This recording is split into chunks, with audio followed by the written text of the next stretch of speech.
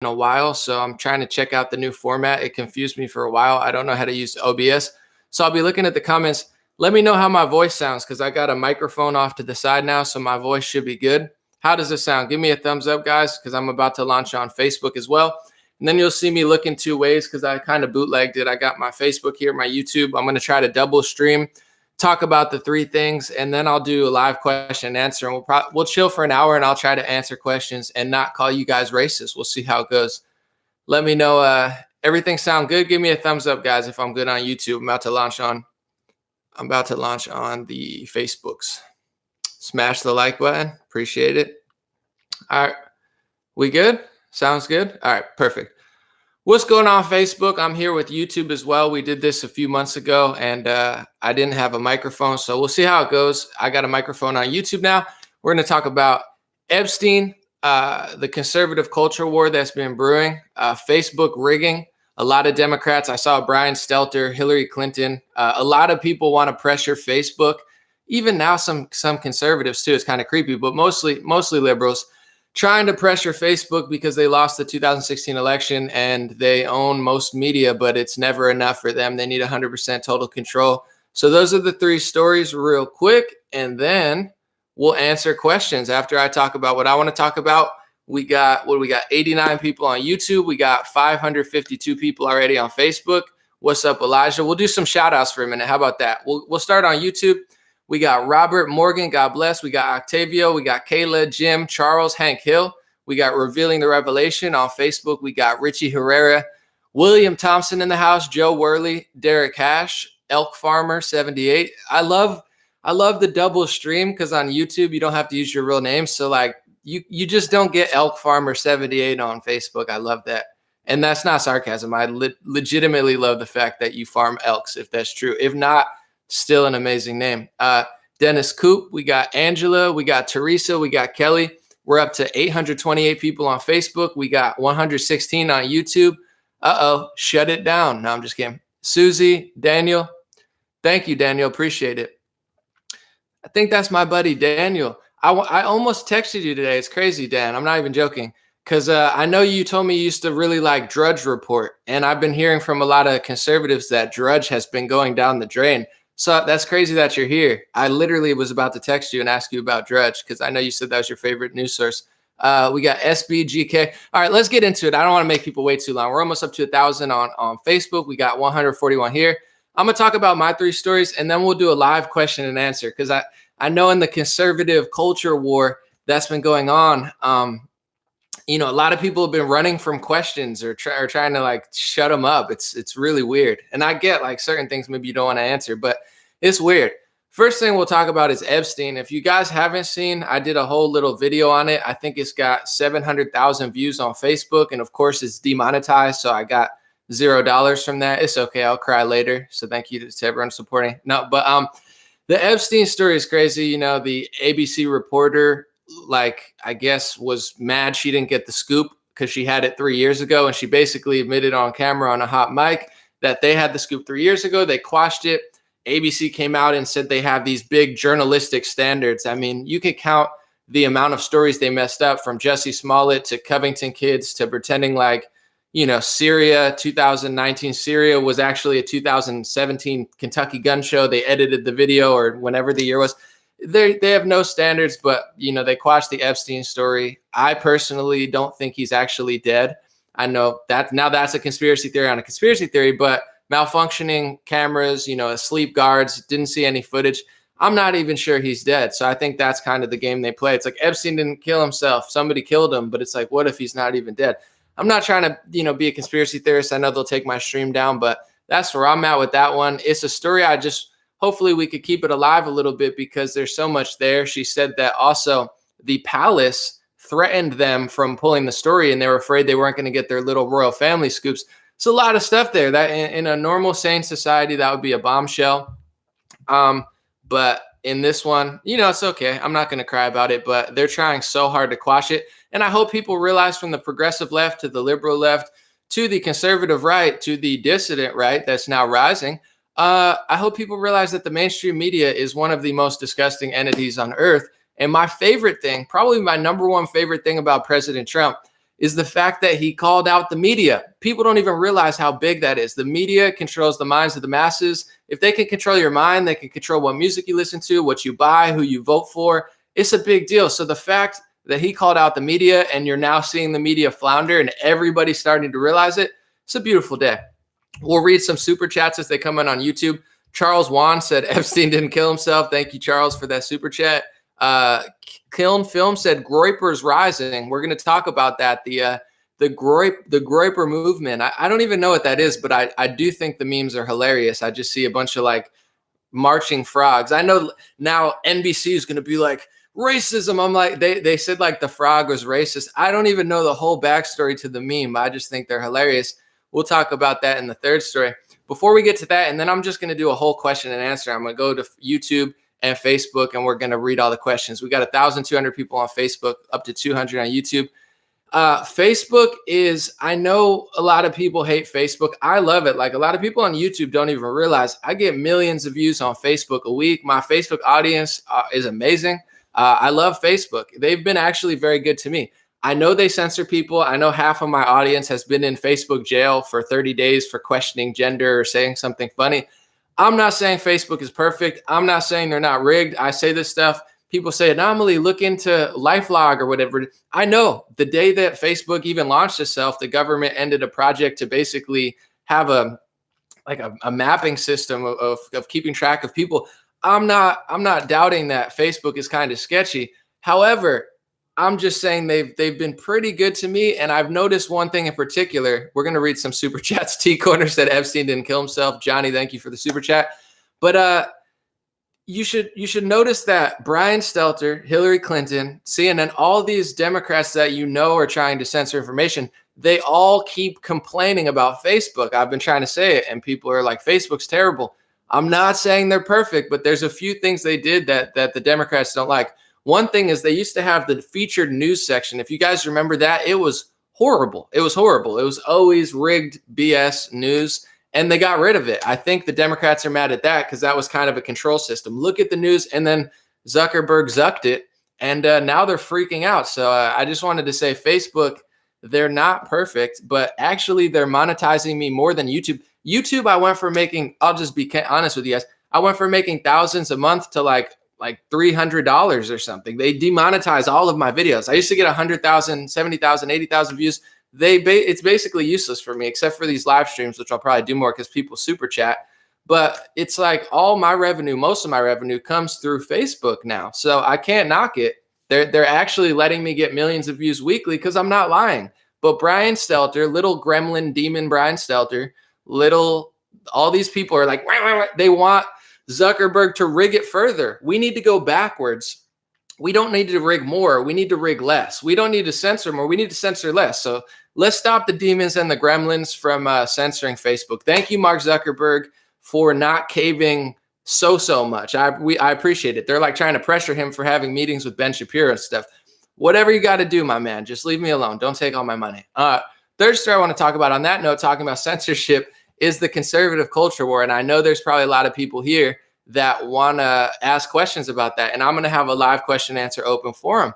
And I've talked about it, a few things on here. It's not going away. I'm not acting like I'm Nostradamus or anything, but I predicted it months ago because I saw the dissident right growing on the right wing, asking questions about foreign aid, asking questions about immigration, demographics, identity, things that are edgy on the right wing. And it's funny to see it all come to fruition.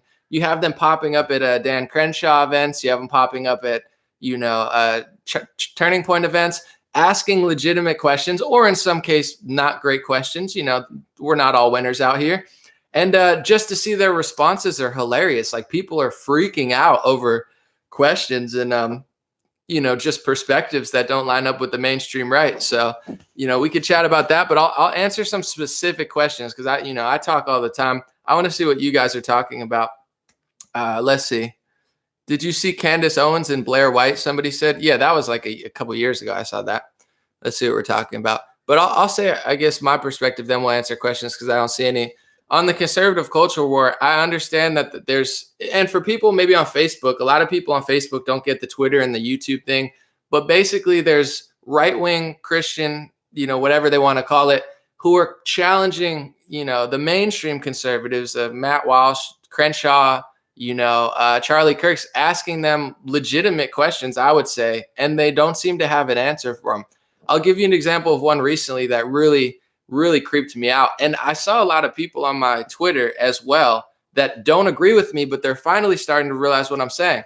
So somebody got up there and asked Dan Crenshaw a question and said, Dan Crenshaw, thank you for your service, blah, blah, blah. I want to ask you about the First Amendment. You're a constitutionalist, but, I think he asked about the BDS movement. He also asked about the Florida bill that I've talked about a lot. Ron DeSantis passed an anti-Semitism bill that is very, very broad and, in my opinion, very anti-First Amendment. And it got opposed by Jewish people, too. It's not like only nationalists oppose it or whatever. I mean, there's a whole article talking about how rabbis and lawyers thought the bill was unconstitutional, just like I did. It's like there's rabbis and lawyers, fighting the good fight for free speech, too. Dan Crenshaw got asked about this question. They were like, do you stand up for the First Amendment? And his answer was terrible. It was horrible. I mean, we've talked about Crenshaw here a lot. He's, in my opinion, got horrible foreign policy. I think he's a rising star in the conservative movement. He's got a lot of value. But, when it comes to Israel, everyone goes crazy. So I want to explain, and then we'll get into the question, the super chat. Dan Crenshaw's answer was basically like, there's a lot of people cloaking their anti-Semitism in the First Amendment. And then he suggested basically that everybody who dislikes Israel dislikes them because they're a Jewish state, the only Jewish state, and therefore that's anti-Semitism. That logic's a little weird to me. It's like if I disagree with Germany, it means I hate all Germans and I'm anti-German and you need to shut my speech down. I get what he was trying to say, but these mainstream like new wave right wingers that are like moderate are kind of phony in my opinion, and I think they're getting exposed a lot. And I saw a lot of people on my Twitter. I want to say this real quick. I saw a lot of people basically say, Anomaly, I'm pro-Israel. I really support Israel, but I get what you're saying. They're like, I don't like what Dan Crenshaw is doing. So I appreciate that. I'm not telling you what to believe. Personally, I don't even talk about that very often.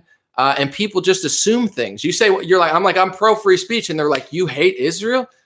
What are you talking about? If I say I'm pro free speech in America, they're like, and I let people criticize or question America, it doesn't mean I hate America. So I like the fact that these groypers, as they call themselves, they're even waking up a lot of moderate right-wing people. Like I have, my buddies who don't even like Nick Fuentes, who's like the leader of that movement now. They're like, I'm not a big fan of the guy, but he's really exposing conservative ink. And he's exposing the fact that they're not really as pro First Amendment and pro free speech as well. So I really like the conservative culture war. I think it's exposing a lot of, unimpressive people that are going around college campuses. And well, I'm going to start reading questions now. I've never been a hater. I don't even like to critique people. I think criticism is overrated. Like people are like, Anomaly, do this. Charlie Kirk, do this. Criticism's overrated. If you want to make a conservative organization on college campuses, you should build your own. I'm not even a big critic. And also a great way is going to question and answers. I think that's a great way of, getting your voice out there. But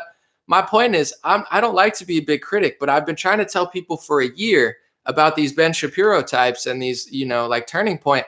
It's not that I'm a hater. It's not that I'm trying to critique them, but I find them personally very unimpressive, very sneaky, very dishonest, and unable to really stand up for the things they claim to stand up for. I hate to even talk bad about people, but their whole brand is going to college campuses and telling liberals that censorship is bad, free speech is good, and you shouldn't feel blacklisted or unable to express yourself politically.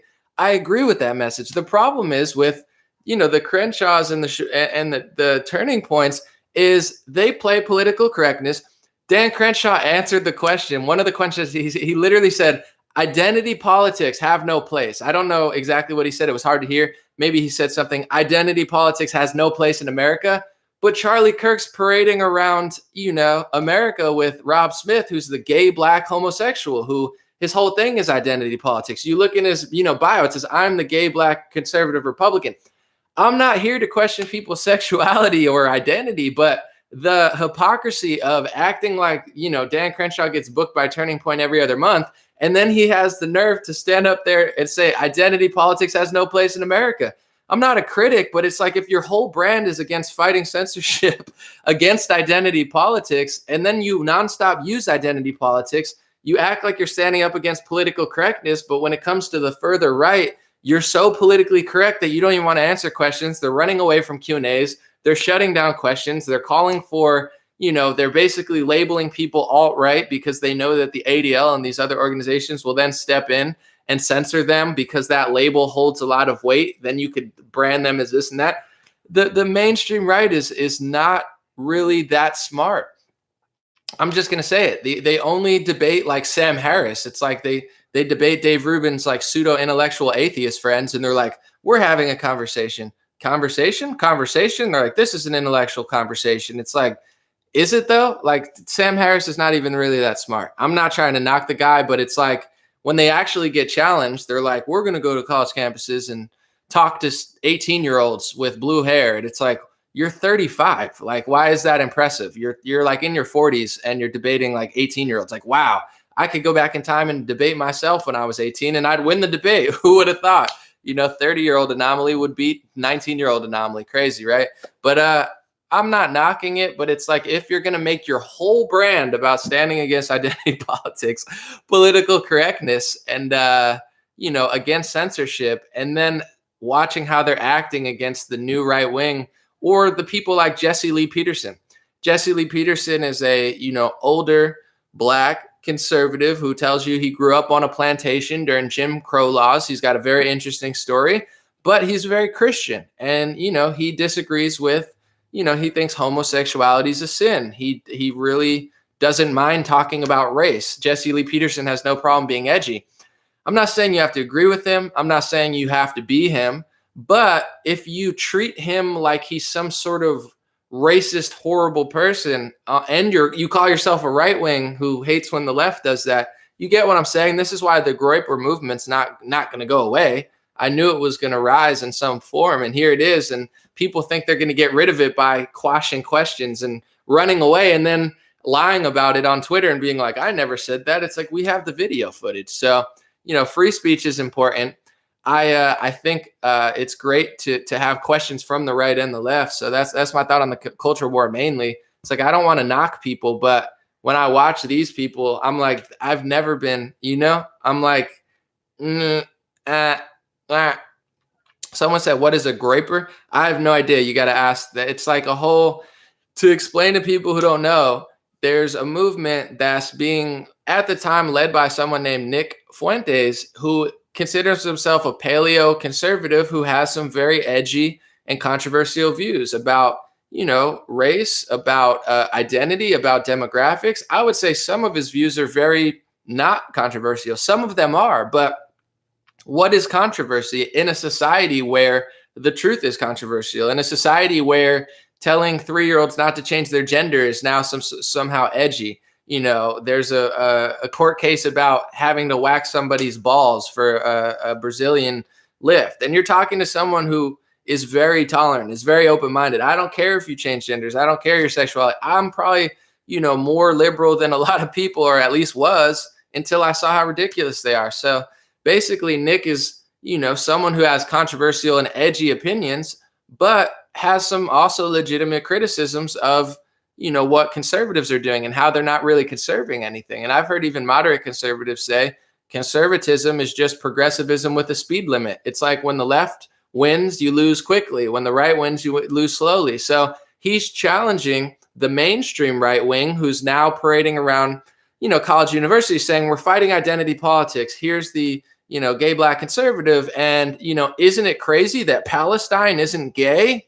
And it's like, what? Like, I don't care. I care about America. I don't care. Like Saudi Arabia, I wish we'd stop giving them weapons if they're funding terrorist organizations. But besides that, I don't care. I'm not trying to go police Guatemala and see how gay they are. I'm not trying to police Palestine, how gay they are. So that seems to be like the mainstream conservative college campus stance. So a lot of conservatives like Jesse Lee Peterson, Nick Fuentes, they're not cool with it. So what they're doing is they're going to Turning Point events and mainstream conservative college campuses, and they're asking questions that are considered further right about homosexuality, about identity, about demographics, about, about Israel. And these are all things that conservatives not only don't want to talk about, but then it's funny watching them just call them racist, sexist, homophobic, xenophobic. They start acting like the liberals. I don't agree with the dissident right on everything, but I'm not like a liar. So they love me. I'm sorry. It's like I go to events, like I say,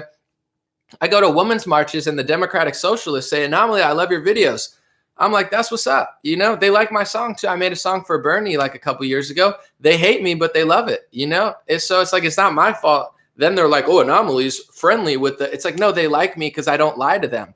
People don't like liars. And the dissident right grows when the mainstream right fails. You get what I'm saying? And they're like, why do so many people want identity on the far right? It's like, well, look at mass media. They're trying to, basically say everybody else can do it. And then there's a group that wants to do it. I get the whole dynamic of it. That's all I'm saying. So it's like the mainstream right is trying to quash that. And I would say, dishonestly answer questions. You don't have to agree with them to not be a liar. So I don't think this movement's going away. Someone says you're talking to the wrong conservatives. No, I talk to everybody. I'm just saying there's a certain brand of conservatives that kind of dominate the new wave. They dominate college universities. They dominate the media, the new media, and they're kind of gatekeeping on their own to the point where there's a lot of people who work for them who are afraid to say that they're actually more conservative than them. So it's like, how conservative are you if conservatives are afraid to, now conservatives are afraid to be more conservative. They're becoming like very liberally. Hold on 1 second. Sorry. I got to plug I got to plug my laptop in. It was like dying, so I couldn't have that. All right, we'll answer questions now. Someone said, is Adam Schiff a liar? Is the sky blue? Not in Los Angeles. It's white now, because that's why I got this. Everybody's like getting air polluted, but your boy ready for it. Is Adam Schiff a liar? Is water wet? Johnny Blaze said, working with Amari King, launching a new non-biased social media platform. All right, let me know about it. Everyone's trying to launch a platform. It's hard, easier said than done. I'm not saying it's not possible, but let me know. You can email me or message me on. Someone said, Wayne Cloward said, hold on Facebook. This is good. He said, I identify as a prison guard who didn't see Epstein not kill himself. That's hilarious. Someone said, conservatives dominating college campuses. No, they're not dominating college camp, not by any means. Liberals are dominating college campuses, but I'm saying the conservatives who are dominating on the conservative end, the Turning Points, the Ben Shapiros, they're kind of weak on free speech, in my opinion, and they're like afraid to answer questions on homosexuality, identity, immigration. They just call it racist, sexist, xenophobic. I like what Jesse Lee Peterson says a lot. It really stuck with me. At first, I was confused by it, but he says, there's no such thing as racism. It sounds crazy because I was like, dude, what are you talking about? But what he says is there's good and evil, there's right and wrong. And if everybody had that filter, instead of saying anti-Semitic, Islamophobic, everybody who disagrees with Israel isn't anti-Semitic. Everyone who disagrees with what certain Jewish people in America are doing isn't anti-Semitic. Everyone's not racist who disagrees with liberals. Everyone's not Islamophobic. By definition, that means fear of Islam. Even if you disagree with Islam, it doesn't mean you fear it. So all these words are dishonest. Take out all of these labels and you have the argument. So when Republicans, the ones who not dominate college campuses, but the ones who dominate the conservative wing of college campuses, they start using these terms. You must be homophobic. You're afraid of gay people if you have a question for homosexuality. I don't like these labels. Is it right? Is it wrong? And I think if we had those labels, like Jesse says, there'd be a lot more honesty, because what you're seeing is some of the, people identify as a group. They say, this is my group. We have pride. We have organizations that are totally dominated by our group. We have in-group preference. All we do is hire our own. And then you question that group which is shielding their identity by what they're doing. And then they say, oh my God, you hate all of us. It's like, no, we hate what you're specifically doing. And if you're identifying as a group, well, then I guess, is it all of you? No, is it not all of you? We don't know. So it's like they shut down the conversation by saying you're homophobic. I don't agree with what the LGBT agenda is doing in America. It doesn't mean I'm afraid of homosexual people. I just don't like what they're doing at the moment as a group. I don't hate women, but the women's movement's a total lie to subvert and, manipulate women. So, same with Jewish, same with liberal. So they do these terms. We should stop using them. And the right wing is anti-Semitic happy. They're so happy with that word, they'll take away your free speech with it. So I don't agree with it. And I like to look at things. It's like, what is the case? What are you doing? Is it right? Is it wrong? Sometimes people are upset for a legitimate reason. It's like they just assume, oh my goodness, this group is crazy. It's like, well, let's look at that community. Let's look at what they're doing. Maybe it's not right. Maybe they should stop. But everybody has a victim card except for a few groups. Christian is one of them. You can guess the others. So I don't know what the new right thinks they're doing. It's really weird, where it's like they're losing a lot of people who are moderate. And I'm not saying like, oh, go vote liberal, like go vote for Adam Schiff. No, obviously there's one party that's much better. It's not like people are like anomaly. We all got to get along. It's like, doesn't that sound lame when Cory Booker says it? He's like, don't debate. We need to just pretend like we all agree. It's like, no, let's not. I'm not saying to go vote for the Libertarian Party. So, the Kentucky governor goes blue, but do what you got to do. Amir said, I share your videos constantly, and I love how you always tell the truth no matter what. It inspires me to stay true to myself every day. Thank you, man. Hope to meet you one day. Thank you, Amar. Appreciate you, brother. Sean said, do you think Trump might be compromised by the Zionists? It's a good question. See, this is the type of question. This is why they don't let Anomaly on college campuses. Because if you ask this to Charlie Kirk, if you said, I don't want to speak for him, but is Trump compromised by the Zionists? If you ask that to Dan Crenshaw, they would all say, you're anti-Semitic. That's an anti-Semitic, blah, blah, blah, blah, blah, blah. I'll say, I love Donald Trump. I think what he's doing is invaluable for America and the world. I think he's the best president in modern history. But if conservatives are going to talk about donation money and, George Soros getting all involved in, politics all over the world, you got to look at Sheldon Adelson. Sheldon Adelson shelled out, pun intended, more money than George Soros did in the last midterm election. So Google Sheldon Adelson and you'll find out that, conservative donors are actually even bigger than George Soros. And Sheldon Adelson absolutely has a Zionist agenda. There's interviews where he's like, yeah, if I could redo it, my kids would serve in the Israeli army, not the American army. I'm paraphrasing. You can look at the whole thing. So is he compromised? I personally don't think so. I think he picks and chooses a situation. I think Trump likes Israel. I think Trump has lived in New York City for 70 years. I think he has a lot of friends and allies in the Jewish community. So I don't think he's compromised.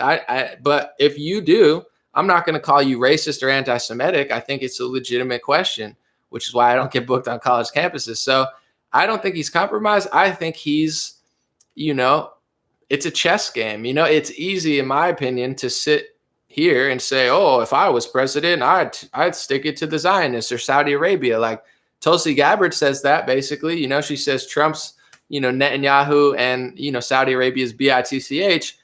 We'll see if she got into office, if it's as easy to say that and do that. I don't know. I don't know the dynamic of the situation. I do think that, the United States military industrial complex with Israel and Saudi Arabia should be heavily looked at and questioned, because I personally think from all the research I've done that these terrorist organizations and radical Islamic terrorism is getting some money from your taxpayer dollars. That's what I think. So I think it's worth looking into, but I personally don't think he's compromised. But is he working with the Zionists? Absolutely. Is he a Zionist?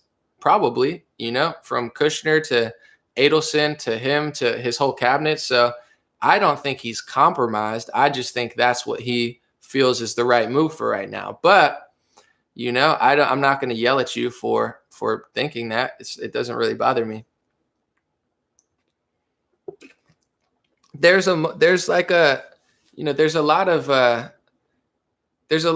elements to it. And here's the thing with the whole Zionist argument. You could look up what the word Zionism means if you don't think.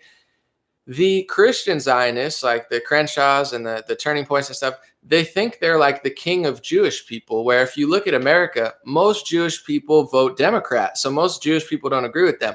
I have Jewish friends who think that Christian Zionists are the most racist because they use Jewish people and then they want to build their temple and get their, like, they interpret the Bible that way. So they're trying to basically manufacture the second coming of Christ, where if you read the Bible, when that happens, people who don't believe in Christ are not going to end up well. So there's a lot of Jewish people who don't even like, Christian Zionists. I'm not saying I have Christian Zionist followers. I have Jewish followers who live in Israel.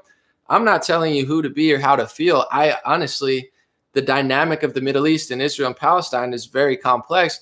I'm just saying it's weird when the Republicans act like they own Jewish people. And if you question them at all, they call you anti-Semitic. It's like, most Jewish people in America don't even like you. So why are you the king of Jews? And then Trump literally tweeted, "I'm the king of Jews." That was kind of funny. But you get what I'm saying? It's like there needs to be a discussion. Just saying anti-Semitic shuts down the conversation completely and then makes people legitimately more anti-Semitic. There are a lot of people, and there is a growing hate. They're like Ben Shapiro and the ADL are like, anti-Semitism's on the rise. You could say it's from 8chan or 4chan, but basically you'll start to realize now, just to be honest, there's a lot of Jewish writers and writers in general, but a lot of them happen to be Jewish, writing about how free speech in America is bad. So instead of having self-accountability, instead of having debates and discussions that make people feel better, I talk to people who are hateful and I make them less hateful because it's like the kid in the corner who everybody's yelling at. They just keep getting more mad. So it's like the only way to stop anti-Semitism, in my opinion, would be to have more self-accountability, to look at why are people upset? How do people feel? Like what's their reasoning? And then you could determine, all right, this group of people, we're never going to save, we're never going to convert them. Some people are just mad and they're never going to be less mad. But I think that's what a lot of these communities lack. Like you can't stamp out racism by being racist, and that's what a lot of people do. And it's in multiple communities. Like we're going to stamp out racism, but we're going to be constantly racist towards everyone else, and we're going to make people hate themselves. We're going to make countries turn against each other, and it's going to disappear. It's not going to disappear. You are racist, so why is it going to disappear? It disappears when the group under question stops doing bad stuff, or stops doing wrong stuff. So it's not to blame an entire country or an entire group of people. But the right-wing strategy to quash anti-Semitism is, in my opinion, actually making it grow. And I predicted this a year ago because it's like they have no self. You could be like free speech and they're like, you hate Israel. What do you think that does? Do you think that makes certain people like love them, or it makes them feel like you're putting them above America and above free speech? And that's really that's really what's happening to the dissident right. They ask a legitimate question. I mean, someone wanted to talk about the USS Liberty, and the Dan Crenshaw moderator just stole the microphone from him. That's not answering the question. That's now a form of censorship. You're like, I'm not even going to answer that. You can ask me a question about it, and I'll tell you the truth. I don't even know that much about it. I've Wikipedia'd it one time because everyone always talks about it, but I wasn't alive. I don't know the full scoop of it, but I'm not going to stop you from asking it. So I think that's the part that people are missing. The left wing is totally missing it. I'm not even talking about them right now because there's pretty much nothing they're doing right when it comes to stopping racism or sexism. They're the biggest hypocrites. But on the moderate right, they think they're like a PR team for Jews in Israel. And I just had a conversation with my Orthodox buddy yesterday, and he thinks it's actually not helping. People can question foreign aid. That doesn't mean they have to cut it, but it's like, why are people not allowed to talk about it? When you make a group that's like protected and you refuse to look at the bad parts of their community every single day, white kids are told that they're horrible. They can't be proud. They can't be happy. It's okay to be white. Now, takes an FBI investigation. They're like, why did these kids think it's okay to be themselves? Let's get the FBI involved.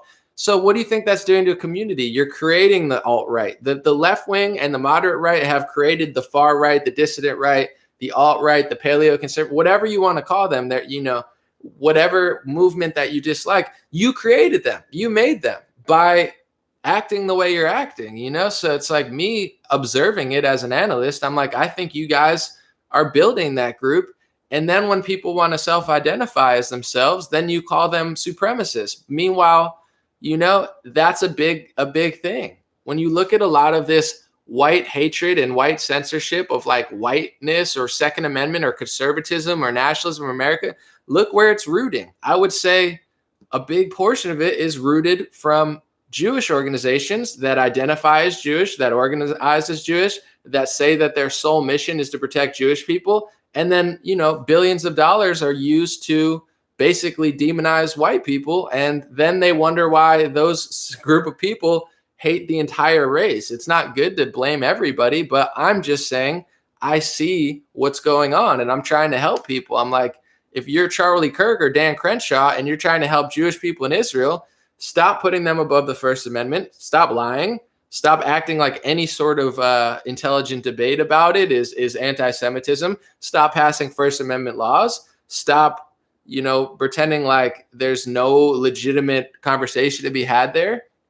It doesn't actually work. I don't understand what they're going for, but it's a really, really bad strategy, and people are not pumped about it. So I'll answer some more questions. Am I going to watch Vaxxed 2 tonight? Probably not. Someone said, I'm not racist. I hate everybody equally. It doesn't matter what color you are. I still hate you. That's pretty funny.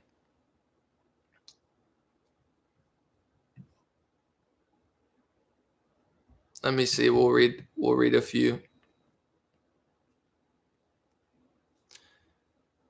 comments. What are we talking about? Someone said anomaly is woke.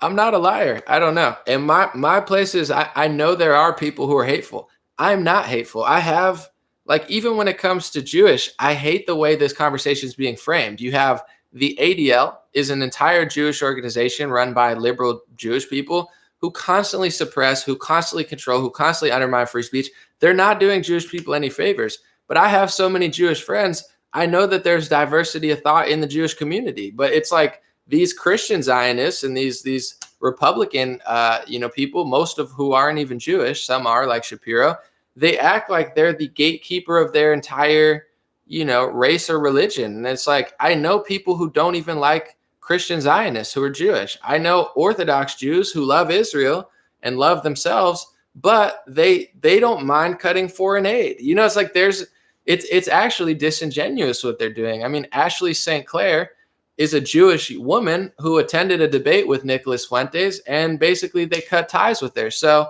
it's like the left. They love black people until you don't play the victim and you believe in President Trump, and all of a sudden they hate you. So does the left wing really care about black people, or do they just want black people to agree with them? You get what I'm saying? I've never claimed to stand up for any specific race. I'm standing up for humanity, the truth. If you're African, if you're 100% Caucasian, if you're Indian, if you're Hispanic, like half of my Facebook page, I'm not lying, and I don't have to baby you and act like, look, you're a Hispanic, I'm a Hispanic, we're the same. Like it's whack. It's whack. People, it's inauthentic. It's like, look, we got the gay Mexican here to tell all gay Mexicans that you can be concerned. It's corny, I say what I say, and everybody feels it because I'm not lying. They do this weird stuff and then act like the left acts like they like black people. They only want black people to agree with them, which would be fine, but stop acting like you're standing up for the whole race or the whole gender. It's the same thing with the right wing with Israel. How disingenuous could you be if you stand up for all Jews, unless your Jewish, affiliate goes to a debate with Nick Fuentes and now you fire her so you don't even respect your own Jewish employees enough to give them the freedom to attend debates? These people are liars and cowards and phonies. I mean, we could pretend like they're not because they do some work, but how much do you love Jewish people if you don't even know that 80% of them don't even vote Republican? And the ones that work for your community that disagree with you, you censor and silence and pressure to agree with you. It's like the best thing you could do for Jewish Americans is let them be free to feel how they want to feel. And don't let them censor. Don't you censor them. You get what I'm saying? It's really weird. The sound is out of sync. I don't know what to tell you. All right, we'll read some chats. Someone said Trump rallies always put a token black person behind him. That's the thing I'm talking about too, is the right wing. I'm not knocking it. I get it's an effective strategy, kind of, but the right wing plays identity politics just as much as the left wing. I'm a hip hop artist. I've done 10 shows this year with thousands of people. I'm not patting myself on the back. I'm just saying I have 300 million views. I'm not even just a hip hop artist. as a musician, I'm doing bigger things than the musicians they parade around, who are just like the token musicians. I've proved myself. I get millions. I've been helping so much in so many ways. I'm not bragging. I'm just saying, why do they not work with me as much as they work with other people? It's because I'm not playing identity politics. I'm part Hispanic. I might get invited to the White House for being part Hispanic sometimes, but overall, my value is beyond my race or my gender, so they don't care. The Republicans play the same game. If I was black, I would have been to the White House 5 times already, even if I had accomplished 1/50th as much. So why do you, let's take what I said. Why do you think the dissident right's growing when even the right wing plays identity politics and does the same sort of games? This is our black. These are our Hispanics. Look, there's the guy behind me. Look how not racist I am. I get it. It's optics. It's identity politics. I get where it works. My thing is, just don't pretend your whole brand is about fighting identity politics and political correctness when you play the same games. I get it. But at the same time, in my opinion, the best way is to just be authentic. Like, you don't have to baby people. Just say what's real. And the problem is, I would actually get through to the rap or black community, whatever you want to call it. I've never had a problem. People are like, anomaly. People in the rap industry must really be bothered. No one gives a fuck what I'm saying, because they all respect me, because they know I'm not lying. Even when I was 19, they always told me. I'd be in meetings and I said, anomaly, you know what I like about you is that you're real, you're telling the truth, but you're not pretending to be black. And I'm not saying you can't act a certain way if you're white or anything, but a lot of, white artists act like they're not just to fit in. You get what I'm saying? And people used to tell me that, high people up in the industry, they're like, anomaly, you're authentic and you're not like purposely just trying to like blend in and it's dishonest. So I've never had problems. Like no one bothers me. I got people following me that I've got love from Crips. I've got love from Bloods. And I'm not saying that that's great but it's like, even before, no one ever cared. So it's like, you don't need to be like, I'm black and gay, so black people black people don't even like that shit. They're honestly, black people are probably more against homosexuality than white people if you did a study. So it's like, I don't understand. Like, it's fine to be black and gay if you want to be, but it's like to make that the corner piece and then call everybody who doesn't like it homophobic and anti-Semitic. It's a little weird.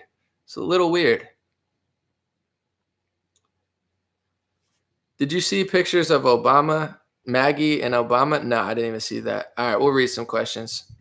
Someone says Sean White is oh, Sean King. I'm not talking about Sean King. He'll probably try to sue me. He's always suing people. He's like, I love black women. And then he constantly just sues black women who disagree with him. It's creepy. Thoughts on Virginia?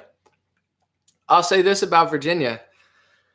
I think one thing it does is exposes Democrat hypocrisy. And it's crazy because, and this isn't to me, it's bad optics, obviously, but Ralph Northam, the governor, was caught in blackface standing next to a KKK guy. He might have been the KKK guy. I'm not sure. It was a Halloween costume, very distasteful one, black dude in KKK. And they don't care. If that was a Republican, he would have been fired, impeached, dragged through the media, his life destroyed. But a Democrat senator can dress up as a KKK member in blackface and get away with it. And then they vote Democrat. This is how brainwashed liberals are. It's not even worth talking about, really. It's like they have no morals or values whatsoever. Everything they do is hypocritical. They don't care about women. They don't care about black people. They care about big government. They care about control. They care about power. They care about virtue signaling on Instagram. So it's like the fact that they had their governor caught in blackface in a KKK outfit, and then they vote in all Democrats. It's hilarious and ridiculous. But I will say the silver lining is, if you look at the votes, there were actually more Republican votes than there were Democrat votes. A lot of people don't know that. And Virginia voted more Republican than Democrat. Just the way the mapping turned out, it got more Democrats in the Senate and the House. So even in Virginia, there's more people voting Republican. So, I mean, and President Trump is a lot different than, these people. Same with Kentucky. The Kentucky mayor was very unpopular. People, or whatever his name was, the governor, apparently he was very, very unpopular. So the fact that they voted Democrat my two takeaways from that: very unpopular guy. But also, if you look, he only lost by 4,000 votes. The Libertarian got like 14 to 20 something thousand. So the Libertarian Party, once again, handing it over to Democrats. However, it's not a bad sign, in my opinion, as far as like people don't realize that certain people don't like. Like Donald Trump is different than Mitt Romney, is different than Newt Gingrich. And to suggest like if Newt Gingrich ran for mayor and lost, it's like, oh, President Trump's going to lose in Kentucky. There's a big difference between Newt Gingrich and Trump. And there's a big difference between Trump and whoever the guy he was supporting. So, you know what I'm saying? I don't think it's like doomsday for President Trump. And same with Virginia. But I think the biggest takeaway is just the hypocrisy. It's like everything they act like they care about, they don't care about. If you love black people so much, you wouldn't pressure and hate on them for loving Jesus Christ and standing up for basic common sense. And the craziest part about it is the Democrats were the party of slavery. Even History Channel says the Democrats pressured black people and Republicans who worked with black people. The first black senator as a Republican was 1870, was the first black Republican senator. The first black Democratic senator was 1993. It took them over 120 years to find a black person that they voted for. And now they're bending over backwards. They feel so guilty because they were racist for 150 years. And now they feel terrible. So they're calling everyone else racist. And then they said the parties flipped. Their logic doesn't even make sense. I want to say this as well.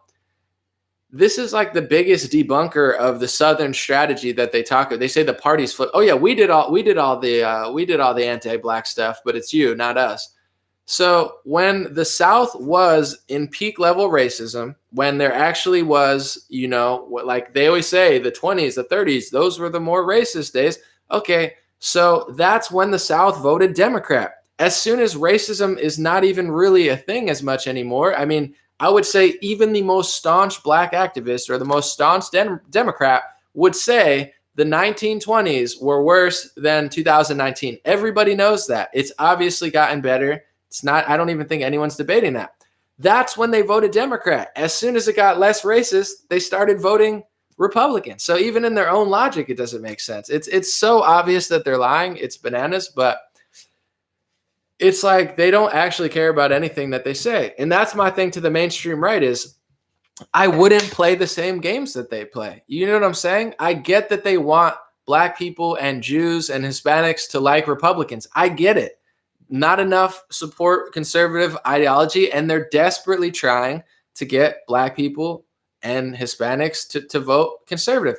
They're just not doing it authentically. That's my thing. They get the token person to be the token Hispanic or the token black guy or the token gay guy. It's a little corny and cringy. And trust me, no college people are liking it. I'm not trying to pat myself on the back. Put me on a college campus. They'll actually like me. I know how to talk to the rap community, to the blacks and Hispanics without acting like they're 5-year-old babies. Like, I'm good. You're black. You're black. It's like, it's so whack. It's been whack. And I'm glad they're being challenged by the other right wingers who know that it's whack.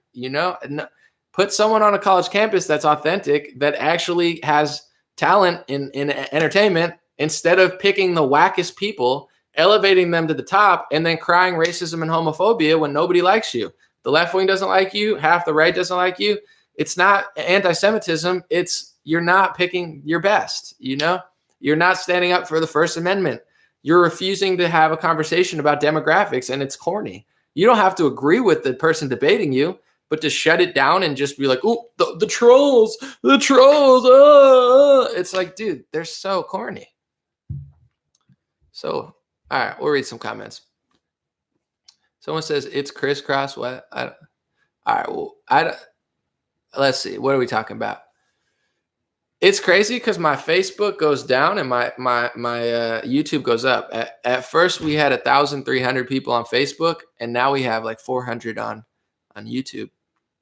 All right, give me some questions. I'm ready to answer pretty much anything. What do you think about a book coming out, A Warning Anonymous? I haven't heard of it. I don't know what it is.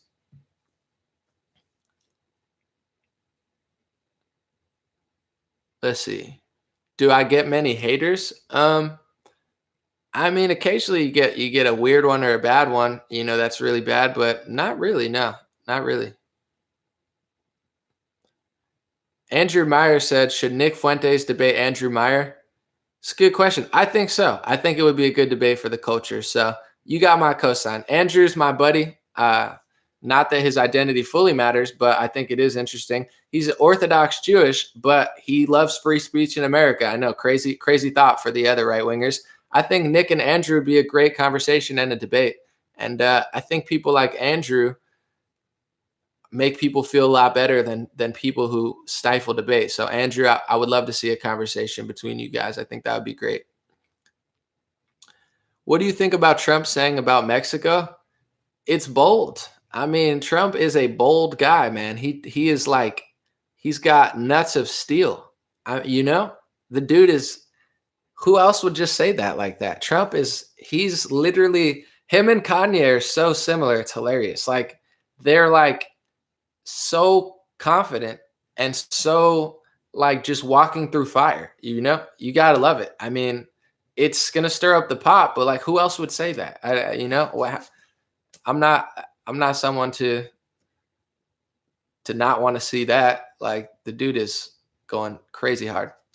Someone said trickle down economics does not work. I'm no economic strategist, but I'll say trickle down economics, you're never going to be as rich as the CEO. I'm sorry. Bernie Sanders is not going to make you as rich as the CEO. Elizabeth Warren, Obama. If you want to get anywhere in America or the world, you have to work really, really hard. And I don't even employ people, but when you employ people, it becomes very stressful. And the more responsibility you have, the more people who could turn against you on the inside. It's not easy. I'm not saying that like CEOs are great or anything, but the money's never going to trickle down to you. I agree. Trickle down economics. If you think you're going to get rich off of trickle down economics, Bernie's lying to you. They're all lying to you. But as far as, conservative versus progressivism, I live in a liberal state. We have high taxes. We have gas taxes. They employ, they're trying to do 15-hour minimum wage, healthcare for all. What it does is it just sucks the money out of the middle class. So,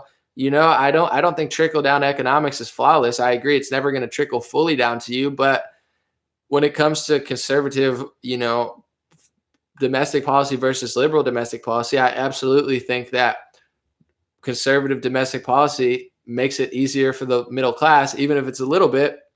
And liberal ideology and progressive ideology just destroys the middle class. It creates one poor welfare class that can't get off welfare. The wealthy elites don't care whether they pay 50, 40, 30, they're going to be fine. But the middle class gets screwed in most liberal states. I mean, I don't know. We'll see. But California, I don't know what they're doing, but it's not. There's a cost to every like government mandated thing that helps people out, in my opinion. Someone said Bernie doesn't believe in trickle down. No, I'm saying Bernie Sanders says trickle down economics doesn't work. I'm not saying he believes in it. I'm saying he says it doesn't work. So come towards me. And people are like, oh, I'm going to get all the money with Bernie. It's like, you're going to be dependent on government programs and you're not going to be able to get off. Anomaly, will you cut your hair? Probably eventually. Yeah, I'm just, I kind of play it by ear. Someone said, don't follow Kanye, follow Jesus. I like that. I'll talk about that real quick because it's been a big debate in the Christian community as well. Is Kanye West good or bad? At the end of the day, nothing really matters. Like you said, don't follow humans, follow God. Kanye's a flawed individual, and he would tell you that as well. Follow God. Follow Scripture if you want that. Don't follow a person. And I think it's fine. I think people are overanalyzing it. At the end of the day, God works in mysterious ways. So the fact that Kanye has hundreds of millions of people, if not billions, looking at Jesus, looking at the Bible, looking at, scriptures of John, I think it's only good. And any nefarious plan or thing that he could possibly be up to, it doesn't matter. You know what I'm saying? God wins in the end. So I don't think what he's doing is bad at all. And I think people are kind of overblowing it personally. I mean, he's bringing millions of people directly to scripture. At that point, God will take over. It's not like he's going to wrap people into his own church or something. I don't see that happening. Let me see. Adam Schiff. Adam Schiff. Not my guy. Someone said, does Kanye really care or just for the money? I mean, I think he does really care, but at the same time, someone brought up a good point to me today. If you're a church, you get tax exempt status. So, I don't think anybody wants 50% taxes. So someone said, look into Mike Servin.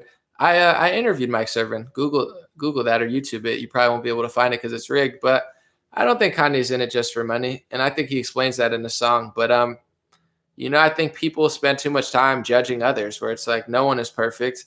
The fact that the biggest music star who's married to the biggest female star just brought billions of people towards Jesus Christ, I think outweighs any agenda that Kanye West could or couldn't have. I don't think he's in it for money at all, but there's easier ways for Kanye to make money in the music industry. If he talked about the devil, he'd probably make 10 times as much money. So I personally don't think that, but I don't care if other people do.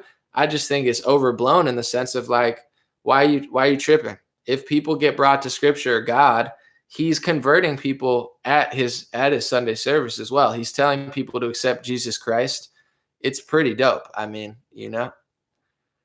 I think too many people try to play God. You could judge others in the sense of like, what do you believe in it? But I think, like I said, to bring that many people towards Jesus is powerful. Even if, I don't think he does, even if he had the most nefarious agenda, it doesn't matter. God will take over. He's already done his work. People play their role. He's playing a role.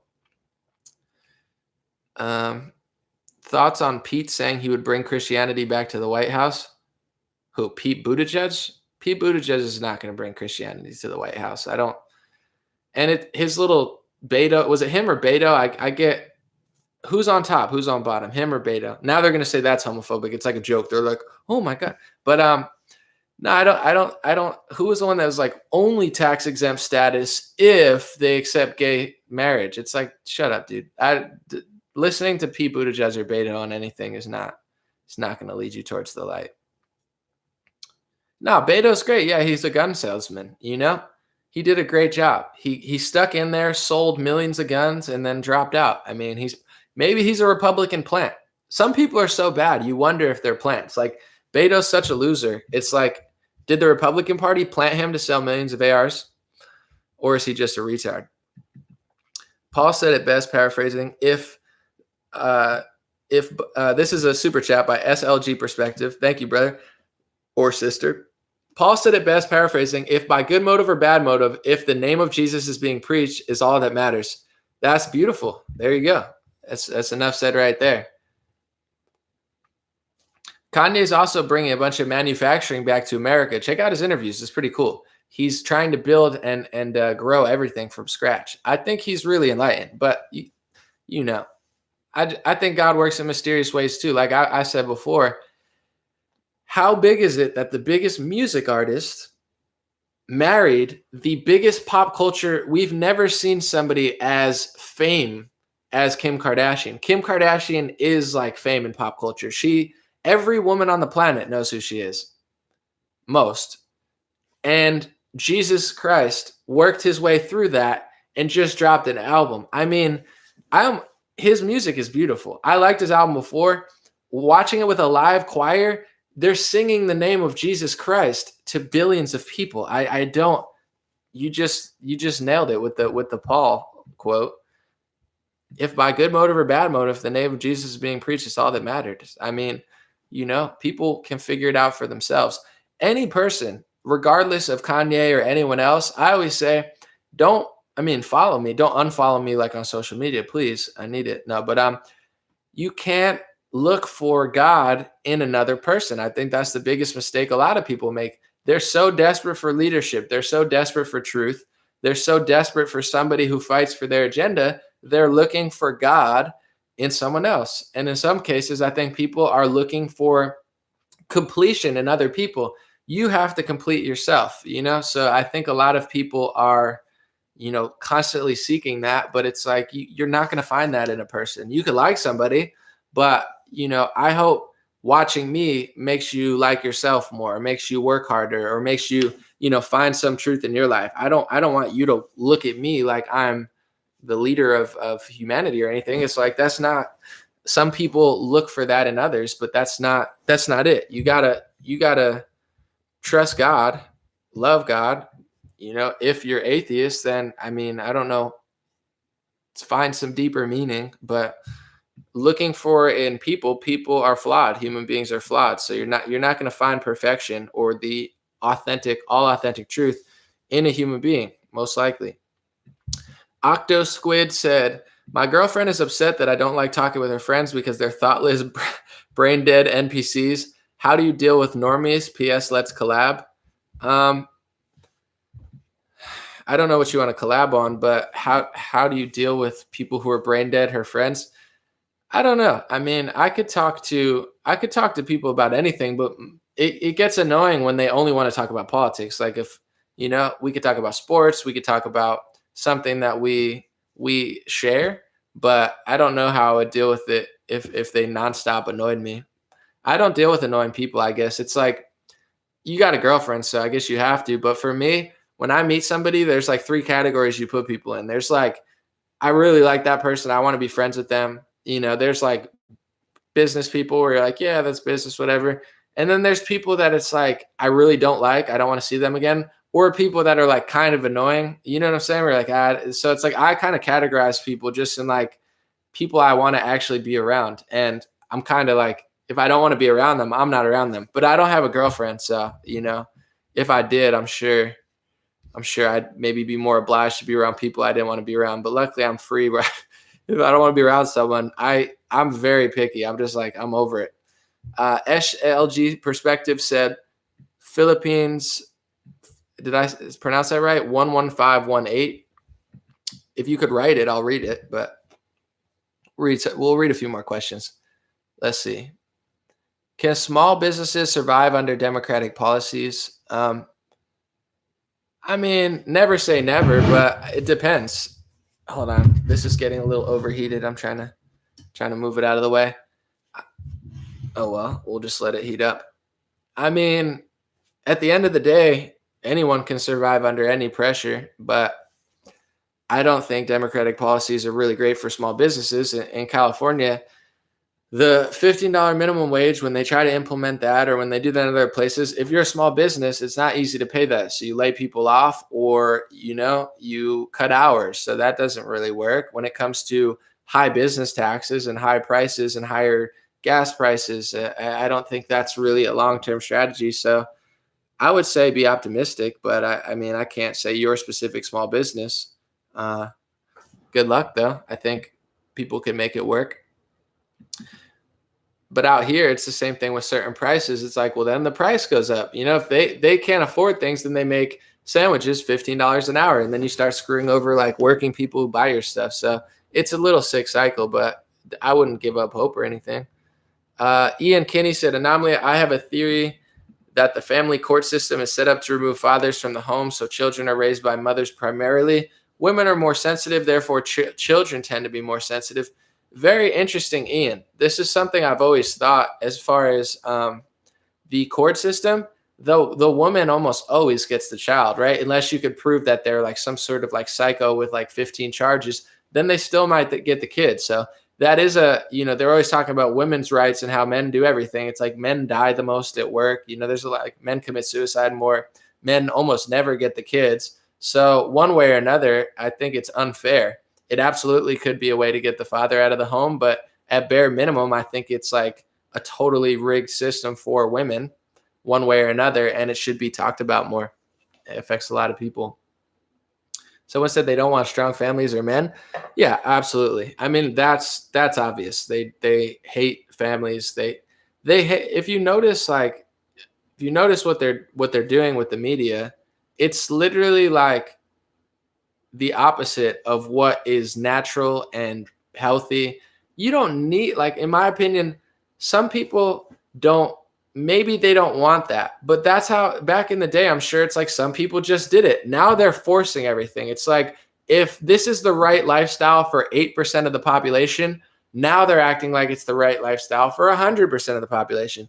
And what's right for, say, 92 to 95% of people, they're acting like is right for 0% of people. And you're horrible if you do it. So it's like, they're destroying the natural order of everything. Even with the LGBT community, it's like, my thought is, I personally probably think, even with like, I'm trying to say, there's certain kids that are born with Siamese twins. You know what I'm saying? If you said to me, Anomaly, are humans born with two heads? I'd say no, but in very rare cases, some people are. So I kind of think of certain things like that, like transgenderism.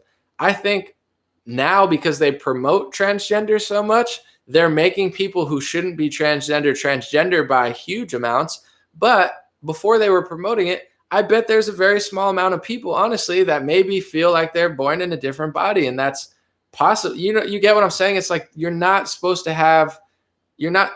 be a Siamese twin, but there's people have different things wrong with them. So as a compassionate person, I, think that possibly some people could be born like that, but that's a very small percentage of people, if that's even true. I'm just throwing it out there. I'm not a scientist, but they act like it's 100% okay, and everybody's that. And if you're against that, you're bad. So they just subvert the natural order. It's not that I don't think some human beings are put on this earth to not have a family. I would say probably a very small amount, but maybe it's 1%, maybe it's 0.5%, but it's like families, the structure overall, my light died, I got another one. The structure overall has been proven in humanity. You repopulate, very important. I mean, the most important thing for humanity. You have kids when you grow up. There's a lot of great aspects to a family that basically ensure survival. So they're acting like that's bad to probably destroy the country and destroy the world. So they're very evil, sick people. And, it's like the small percentage is the big is the small, up is down, left is right, good is bad. They're literally satanic. They're like inverting the natural order of everything. They're literally just mischievous gremlins.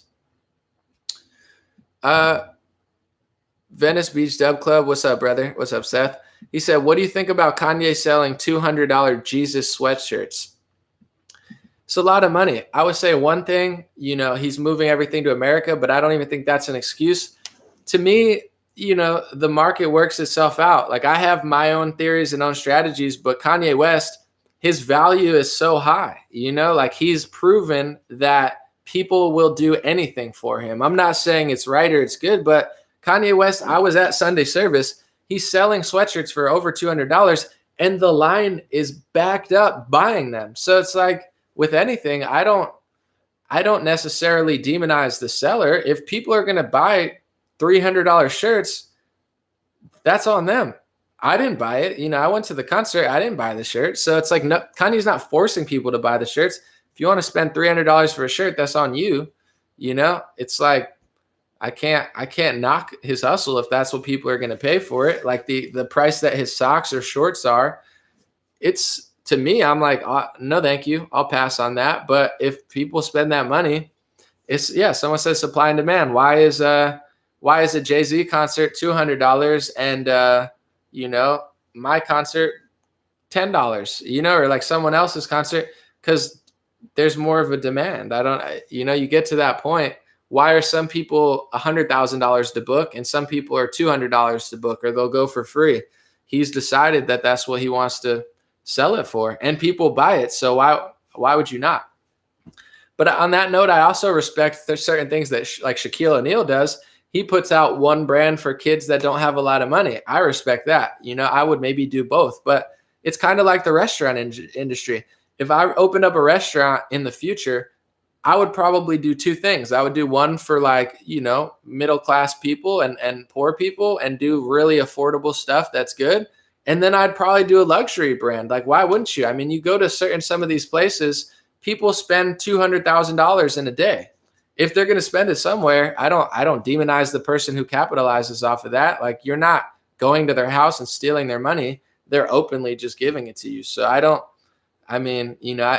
think that much about business. I don't judge that much. Someone said Shaq's the bomb. Yeah, he also has some disgusting ass soda though. No offense, but it's like, dude, why are you giving kids soda? Soda's gross. Someone said, I cross my fingers that they donate some of that cash. Yeah, but even donations, I think, like, obviously, but building things like freeing somebody's mind, in my opinion, not to like boost him up a lot, but like what Kanye West has said in his last two interviews, the fact that he got millions of people to hear a certain message that is very honest and empowering, that goes further than donating $1 billion to Red Cross, because the Red Cross is probably just going to take most of the money anyway, and a lot of these organizations are phony. So it's like the old, I'm going to donate to charity. Most of these charities are fraudulent, front groups, or they just squander like 99% of the money for administrative costs and stuff. So, it's like donating to a charity doesn't necessarily mean it's going to help people. I'm more into building hands-on. That's why I'm not a big fan of taxes. The government's not, if they took $1 million from me, it's not like they're going to build schools with it. They're going to steal most of the money and never pave the roads. So, this idea, I think that, the only way to help is donating to charity. I think Kanye has helped with his last two interviews. I think he's awakened millions of people to understanding stuff. And you listen to him, I mean, he says some outlandish stuff sometimes. His last interviews are great. He's really getting a message to the rap world that hasn't been in the rap community. So, I think God is working through Kanye West. He's not God. He'll make some mistakes. You could disagree with his, his pricing or his agenda, but the fact of what he's saying, I think, is more valuable than donating to a charity, in my opinion. Thank you, Jen.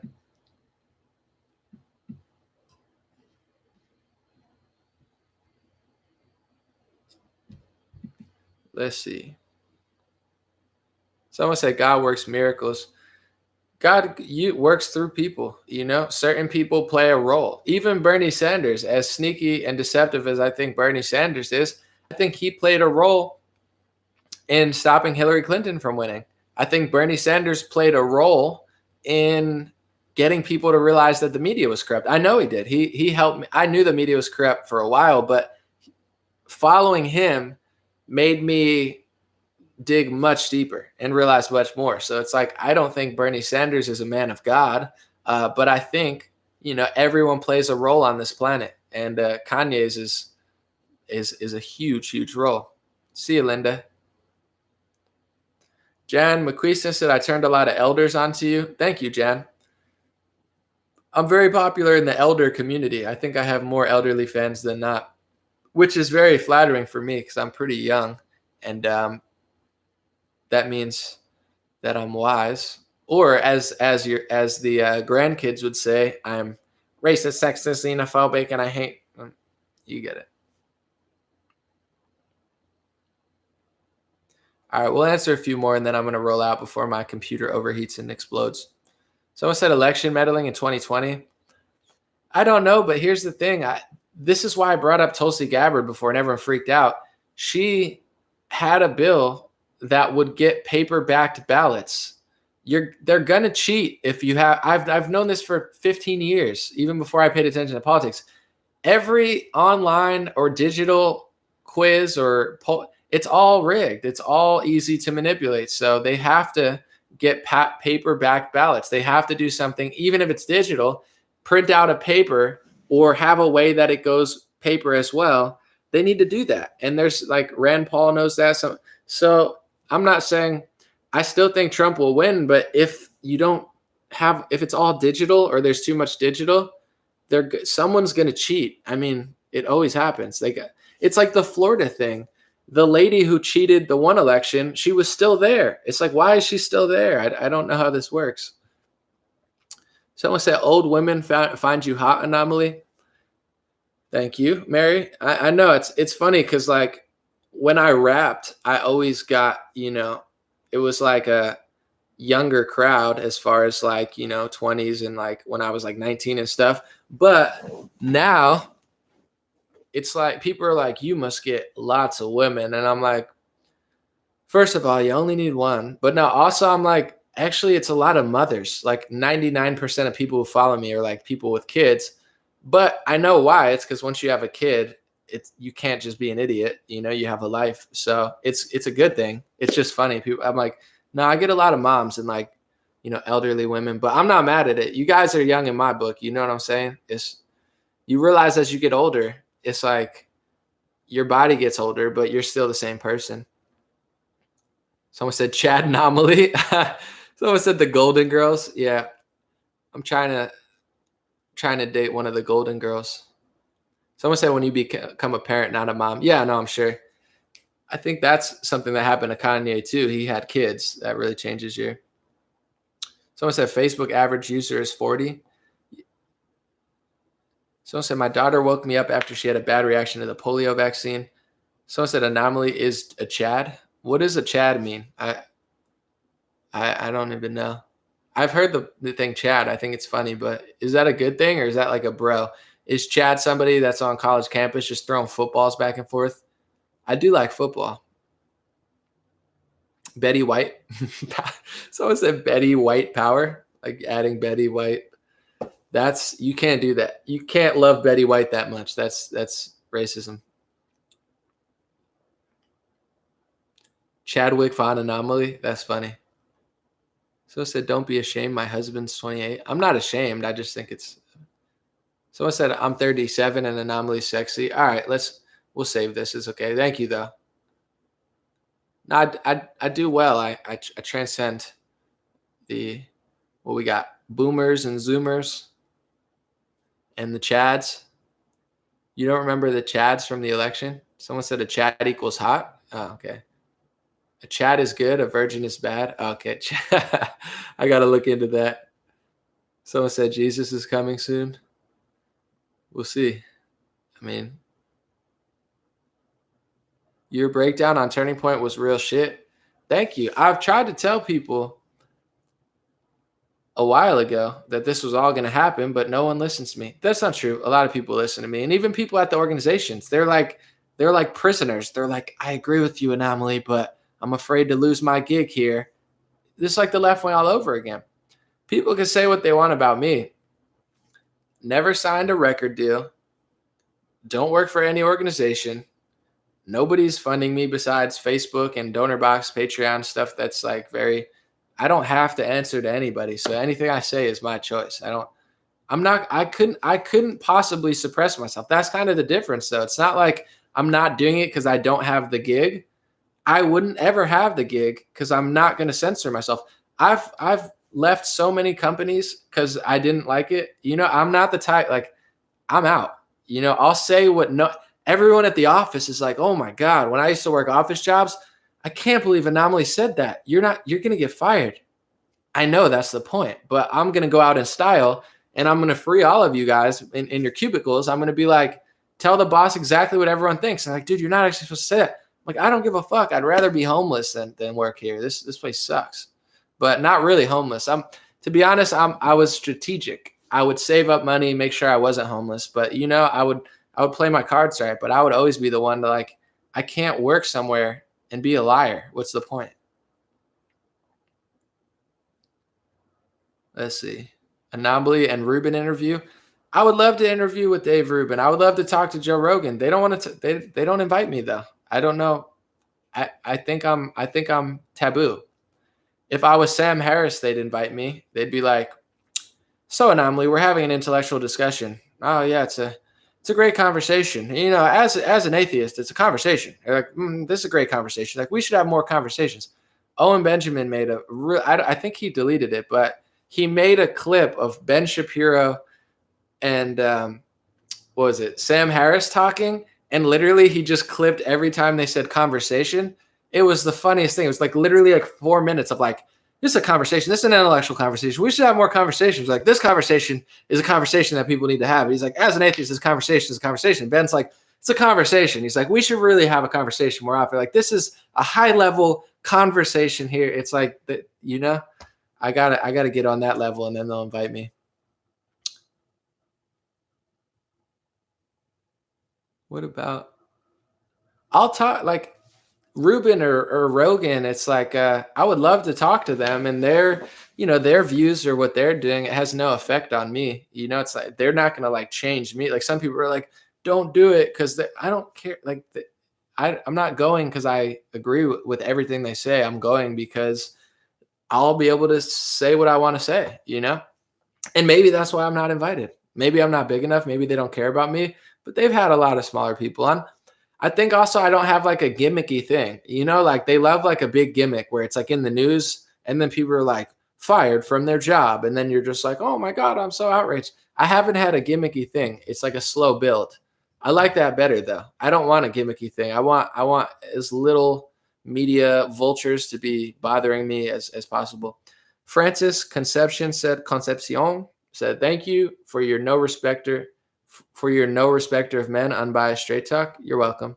I don't know what you meant by unrespecter though, but someone said, I hope you get on a panel of Laura Ingraham. I hope so too, but we'll see. It's annoying because you watch a lot of these people that they bring on and they're just not impressive. I'm not acting like I'm that special, but let's be honest. There's not a lot of winners out there. It's like, do you want the people to hear the truth? Do you want, probably not, but do you want somebody who actually people want to listen to? Like they bring on these people to like scream at each other. That's what it's like, I'm not even trying to be mean, but it's like, dude, some of these people that they have on college campuses, am I supposed to sit here and act like they're amazing and be like, wow, I wish I was them. I wish I knew what they were saying. It's like I watch them and I'm like, these guys are just, what do they call it? Cringe? Is that what the kids are saying these days? It's cringe. It's all cringe. It's very cringy. So it's like I can't, come on. Stop lying. Cringe. It's very cringe. You should be on Fox News Sunday. It's cringe. No, I mean, I'll talk to anybody. They had me on Laura Ingraham. It was awesome because people are like, don't go. I'll say whatever I want to say. It's not like I'm going to go on Fox News and they're going to be like, Anomaly, to get on Fox News, you can't say what you want to say. Then I won't go. When they booked me, they didn't give me a limit to what I could and couldn't say. I said exactly what I wanted to say. And they said, great job. So if anyone was like, Anomaly, you can come here, but don't say that, I'm not going to go. So it's like people are like, don't talk to this person. I'll talk to whoever I want to talk to. And they're not going to be able to affect my message. Someone said Trump is a Chad. All right. You would balance their panel out awesomely. I'm not trying to brag, but I'm just saying if they gave me my own TV show, it would be like Chappelle Show meets politics meets culture. It would be a number one show. And I'm not saying that because I'm that special. I'm just like, I'm not impressed by everything they're doing. You watch Comedy Central, it's retarded. They're ruining that network very fast. Like no one's funny anymore. I'm funnier than most people on Comedy Central. I'm not even a comedian. They're so cringe. So I say this stuff because I get fueled, not in like a douchey way, but I get fueled by being underrated. They told me, Anomaly, don't rap about politics. You can't do this. Then I did that. Then then I do a big show bigger than their shows. Then they say, Anomaly, you're not doing, I got 300 million views. I don't even have a manager and agent. I'm just like, keep doubting me. I'll keep winning. I'll keep crushing. I'm doing bigger numbers than 95% of their news people, and they won't even have me on. What? How come they're on television every day, broadcasting millions of people, and still nobody cares about them? Tucker Carlson crushes. The rest of them, there's some winners on there too, but it's like, they're like, you're not ready for this yet. All right, well, then I'm going to get 20 billion views or something. And then in a year, nobody's going to care about you. So I'm ready for something new, but I don't even want to be on television. Television is creepy. Then I'll have to be funded by like pharmacy companies and stuff. They're like, did you get the pill that we gave you? Sue the last pill maker. It's not a good vibe. I fuel off of being underrated. That's always been it. Even in basketball and soccer, they always turned their back on me. They were always doing some sneaky crap. They always wanted to put me on the bench, even though I was a top player. I always had to just crush 1,000 times as hard. Bring it on. Bring it on, ADL. Bring it on, cringy Republicans on college campuses. We'll keep multiplying until we look down on the cringe. So I said you were underestimating yourself. I don't think I'm underestimating myself. I just said I'll have a number one TV show. It actually sounded quite annoying, but I'm not underestimating. I'm just like, let's do it. But then sometimes I just get tired and I take a nap. I get all excited and then the coffee runs out. I'm like, all right, let's take a nap. It's not Starbucks. All right. We'll answer like 2 more questions. Someone said, cause you're white. I mean, they have white people on, but I'm not using that as an excuse. It's not like, oh, I'm white. That's the problem. Just to be honest, that's my one problem with some people in the dissident right is they cry too much. They're like, oh, I'm white. Nobody cares about me. Go make people care about you. You know what I'm saying? Don't use it as an excuse. Although I'm just being honest. I went to the White House because I'm part Hispanic. That's just a fact. If I was 100% white, they wouldn't have invited me. That's just reality, So it's like if I was black, I'd probably be in there 5 times already and be leading some organization.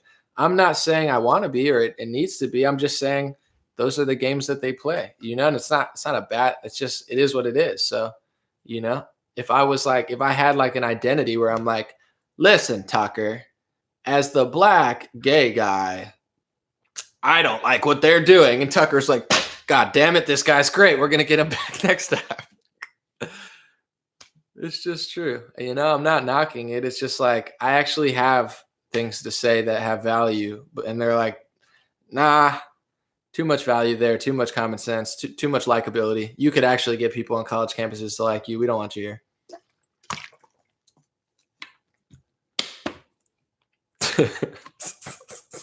I'm not reading that comment on YouTube, but it was hilarious. Someone said I got kicked out 3 times in the last 15 minutes. I'm sure you did. Ever getting a studio? Here's my thing. I'll let you guys know where I'm at. I'm trying to leave California as soon as possible. The air is like China right now, and everybody's too retarded to realize it. That's why I have this. I walk around with this. People are like, why do you have that on? I'm like, look at the sky, retards. It's literally white. So I'm trying to get out of California. I'm not going to build a studio out here because I don't want to be here for very long. So a lot of stuff I've been doing, even in my personal life, there's a lot of stuff I want to, like, I don't have that much, honestly, personally. I'm not a big spender, but I don't want to build everything in a state that I'm going to have to leave. So I'm trying to figure out where to go. I don't know where to go. My family's on the East Coast. I'm on the West Coast. I don't want to move to a liberal state really because I feel like they're all going to shit, but I don't know where to go. I've been on my own without a car on the West Coast since I was 23. It's been 7 years or 8 years I've been out here. So I don't have that much. I don't know where to go. I just kind of landed here one time and I don't know what the fuck's going on. So I would love to build a studio. I would love to have more. People are always like, why this? At the same time, I don't want to slow down my production. I don't want to add more people on and slow it down. I like to just keep it moving, So I would love to do that. I'm just not going to I'm not building a whole thing here because I'm not going to be here for a while. So let's see, where are we going? Someone said not Idaho, Indiana, Texas. You need a car though? No, I'll buy a car or I'll lease one. I just don't need one right now. I save money and I save a lot of stress. But yeah, I mean, I can get a car. I just don't want one right now. Texas, Australia. All right, I'm reading Wisconsin, Tuscan, Hawaii. I do like Hawaii, but then I'm on an island. I'm super far away. Let me see. Hot here in Pasadena today, global warming. No, look at the sky. If you're in Los Angeles, look at the sky, and if it's white and you can't see buildings in the distance, that means no bueno. All right. Well, we could North Carolina. Someone said I'm going to Wyoming. I'll figure it out. I just need I need to figure it out. Like I wait for signs sometimes. I don't like to hesitate, but at the same time, I got brought to California. It was very godly in a sense. Like I was struggling. I was in West Virginia and it just appeared and I came. Like I'm like waiting for a sign like that, but maybe I shouldn't wait too long. Maybe I got to make something happen. But I like to just see a sign. The signs are here though. I just don't know where to go. I'm like, should I go to Utah? Should I go to Colorado? Should I go back to the East Coast? Where should I don't know where to go. I've been feeling Nashville for some reason. I've never been there, but it's like conservative state, but they got a little city, but since it's run by Republicans, it's not that retarded yet. So I've been feeling Nashville, but I've never even been there. Someone said not Utah, too many Mormons. Okay. Tennessee and Georgia are good for music. My thing is too, I don't even need to be near music. Like nothing I do, I don't need anyone there, to be honest. Like people are like, you must really need to be in California for the music scene. They don't help me with music. The only reason I did 10 shows this year is because I did a song with the band Trapped because he likes Trump. And he emailed me and was like, I like your videos. I like Trump. And I was like, let's do a song. And we did a song. It has nothing to do with the industry.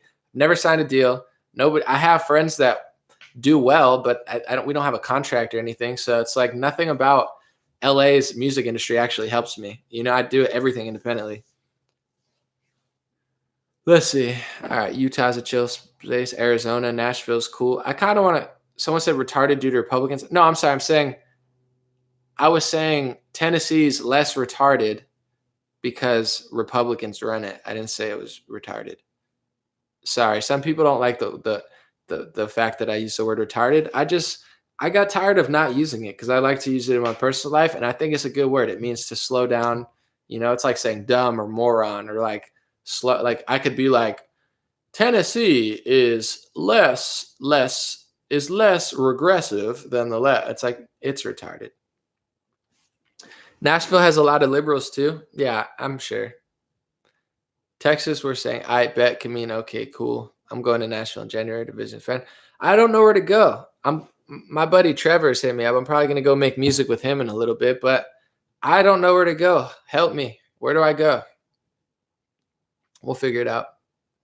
Someone said moron is much worse than retarded. Yeah, they've blacklisted the word retarded. It was like it was one of the first words they took. And then they just like, you can't identify me as my gender. It's like, you're retarded. You're why the word retarded got made. It's like these little scrawny white kids. They're like, how dare you misgender me? It's like, you're retarded, Billy. Go back to church. No, I'm just kidding. Sorry, my thing is like, retard means slow. Yeah, it's a great word. Retarded is a really strong word. And I have a good vocabulary. I'm not going to be suppressed by a bunch of retards who can't accept that. All right, I'm reading some of your comments. Someone says, stay in California and work on making it better. Here's the thing, though. I'm not originally from California, so I kind of want to be closer to my family. You know, I don't have a big connection here. I mean, I like it, but I don't want to die from this air. It's literally terrible outside. I mean, and no one notices. I'm like, guys, have you looked up at the sky? They lit a recycling yard on fire and the entire city got smoked out. It's worse than I've ever seen it. I want to get the fuck out of here like ASAP. I would move out like next month if possible. I'd move out next week if possible. I just don't know where the fuck I'm going. I'm over this city, man. They're killing people. The air is horrible. I don't want to breathe it in anymore. If my family was here, I would stay and fight. If I was born and raised here, I wasn't even born here, and I have no family here. So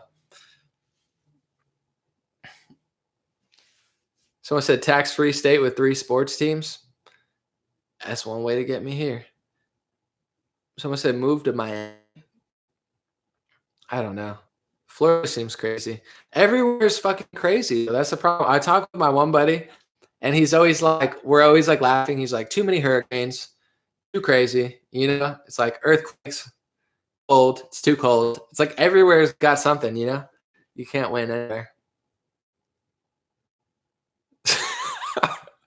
John, that's funny. Someone said Steven said move to Philly and get robbed. It's funny, dude. Because I grew up near Philly. I went there twice, and one time my friend's car got broken into. I went for like some EDM concert before EDM was a thing. It was like just like a drum and bass show or something, and his car got broken into. Yeah, fuck Philly. Sorry if you're from Philly. I'm sure it's a beautiful city in some places, but I was over from Philly. I was over Philly the second time I went. No, I went back a few years ago actually, and had a good time, but I guess I went to the wrong street. Someone said move to San Francisco and get the plague. I would never move to San Francisco. That's the only place not the only place, but LA is better than San Francisco in my opinion. I visited San Francisco before it was horrible, and just too many hills. It was annoying. Although I lived in West Virginia for a while, it's all hills. Someone said lakes over beaches. Jacksonville, I got ruffled. True story. Yeah, not going to Jacksonville. Someone said, move to San Francisco and get the plague. I would never move to San Francisco. That's the only place, I mean, not the only place, but LA is better than San Francisco in my opinion. I visited San Francisco before it was horrible, and just too many hills. It was annoying. Someone said Lakes over beaches. Jacksonville, I got ruffled. True story. Yeah, not going to Jacksonville. So it said, you will know where to go. Trust yourself and take the time to listen to yourself. Oh, for sure. I'll think on it. Go to Utah or Idaho, someone said. South Jersey is great. Our Dem even voted against impeachment. Nice. I mean, we'll make America great again. It's just gonna take a minute. I just want to get out of the air. Like I don't want to breathe in communist Chinese air while making America great again. Do you want high density or low density? I don't know. To be honest, you want to know what I want? I want an apartment that's nice. I want a gym very close. I want a supermarket very close. That's really it. I'm really not that complicated. Next place I want like a nicer apartment that has a gym built in. That would be ideal. But overall, I want a supermarket and a gym. Like I really don't care. Like people are like, there's not enough nightlife. I really don't care. I'll go if there's a bar, I'll figure it out. You know what I'm saying? I don't need anything but a supermarket and a gym and clean air and clean water. Those are like the 4 things. It can be anywhere, just not LA anymore. Someone said, do you care about beaches? Not really. I mean, they're nice, but like I said, a gym, I'll be a happy camper. Give me a gym.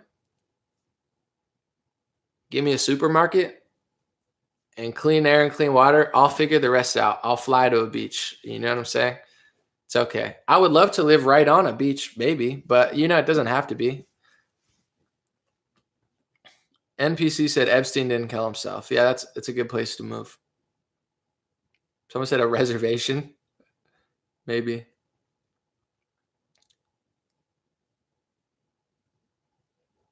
Someone said, I mean, a lot of places have it. I just don't know where to go. I've lived in Los Angeles for the last 8 years. Before that, I lived on the East Coast my whole life. I don't know. I'm not a big traveler. I don't know that much. I keep my life very simple. I like to keep it simple. That's why come to Oregon. No, I'm not, that's the thing. I'm not going to move to another liberal state. It's like if I move, that's why some people are like, go to Orange County. It's like, if I move, I don't want to move again. I want to set up shop. And California's like tax policy, their business policy, their healthcare policy, their air. There's almost nothing I want here anymore. Everything that I like, I can't even walk anymore. I'm like, oh, let's go to the gym. But the air is so bad, it's not even worth going outside. Someone said move to Alaska. Maybe, but that's really far away from my family. So, we'll see. I'm looking somewhere East Coast, to be quite honest. I want to go somewhere East Coast, so I'm closer to my fam. Someone said thinking about Uruguay. Sabab. Someone said I'd like to move to Hawaii if it wasn't full of cringe liberals. Yeah, I love the Big Island, but even there, I was thinking about making a move there. The place that I was going to go got volcanoed, so my friend left. I don't really have a friend there anymore, so we'll figure it out. I need someone that I know, to just move somewhere by yourself. I'm not saying I can't do it, but I need an in. There was a sign to come to California. I didn't know anyone here, but I had a business situation. I need a sign. And I'm gone. But low key, I'm trying to leave before 2020 so I don't have to deal with this bullshit tax anymore. Just don't go to Mars. Don't worry, Michael. It's not even possible. Someone said find a MILF. It's a bold strategy, Steve. I don't know. Think about it. That's funny. Someone said Nashville. Yeah, I was thinking about Nashville. And I could help Tennessee not turn liberal. It'll be awesome. Went down yonder on the Chattahoochee. Never knew the river water meant to me. But I learned how to swim and I learned who I was. A lot about liberals, a little about cons. Like that. I just thought of that right now as a freestyle. Down on the river on a Friday night, and dancing the green blue light, talking about cars and dreaming about women. See, I'll fit right in. Went down yonder. Oh, it's Gucci. Oh, I don't know. I just used to listen to that song when I was younger. I grew up on country. I used to what is it, Chattahoochee? Sorry guys, I'm trying my best. I grew up on country. I just don't remember. Sing Dixie Chicks. The only other song coming to mind right now. I know a lot of country songs. The old ones. These new country stars are idiots. No offense, but they're like throwing my beer pong ball, playing beer pong in a cowboy hat. You're like, dude, this stuff sucks. New country is so cringe. It's like pop country. Shooting at the red cup with my buds and college. You're like, dude, it's Toby Keith, bro. What are you doing, dog? You used to be Fire Flame. But I'm thinking of what's it called? I've got friends in low places. That song's Fire Flame. Toby Keith sold out. He started rapping about beer pong cups. It's like, dude, stop.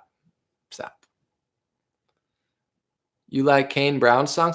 I don't know new country. I know old country. I know like Garth Brooks, George Strait, Dixie Chicks, Rascal Flatts, was it Alan Jackson? Like that era. I'm not like old, not like Johnny Cash old, but like I'm talking about 90s, like, maybe like 90s country. I know probably all that stuff, but yeah, Garth Brooks just crashes. I don't know new country. I'm not hating on it. I just don't like the beer pong like pop country. It's weird. I don't like that. Even Toby Keith, like I liked like old Toby Keith. Let me see. I'm out of the loop. I'll get back in the country loop. Let me see who else we got. Yeah, Rascal Flatts, like the one album, the one with like Saving for Daylight or something. For Daylight. That album kind of bangs. Let me see. Who else we got? Yeah, I just don't like the poppy country. The Charlie Daniels band. Did they do the song "The Devil in Georgia"? That song is with the violin. That song's a banger.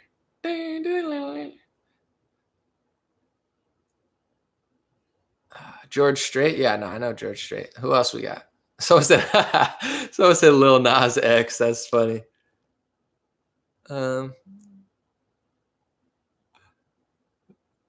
Lil Nas. I don't know Dwight Yoakam. Oh, Brooks and Dunn. There you go. I know Brooks and Dunn. Brooks and Dunn slaps too. That's fire. Kenny Rogers. I don't dislike Kenny Rogers. I just never listened to him. That was before my time. Alabama. Let's see. Who else we got?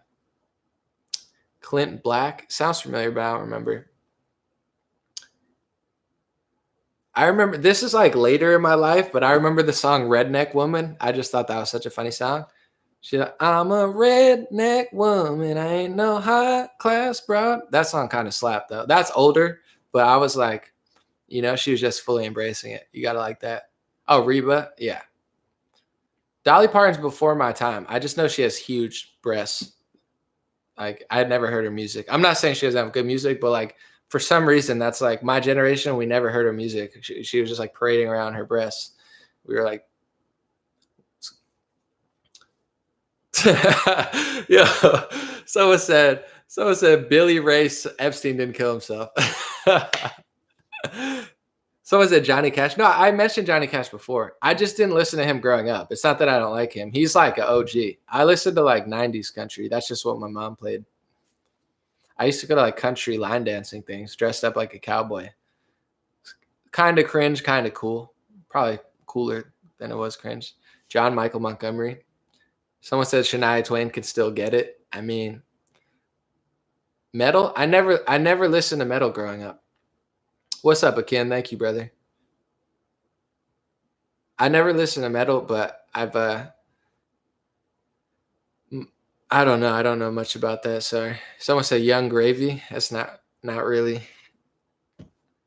Someone said gotta like some Hank Williams Jr. That's a little before my time too. Someone said she has huge hits too. I like that. Yeah, Dolly Parton has huge hits. Huge hits. I'm sure she does. I'm not knocking her. I'm not knocking her. I'm just saying I don't know any of her songs. I'm not saying she doesn't have huge hits. I'm not trying to knock her. Someone said Nelly. The best country artist ever was Nelly and Tim McGraw. Garth? Yeah, no, we already talked about Garth. All right. Leonard Skinner doesn't count, but I like Leonard Skinner and Kid Rock. Yeah, Kid Rock. That probably like ruined my life. Just someone said buy a cowboy hat. Yeah, I'm about to. I'm telling you, I'm about to like liberals are gonna be so mad at me. I'm about to just move to Tennessee and wear a cowboy hat and just vote all red. We're getting really close. Yeah, I love Led Zeppelin. It's not country though. All right, we'll roll out. What time? Oh, it's 1:30 already? All right, yeah, I gotta go. All right. Someone says stop milking this joke.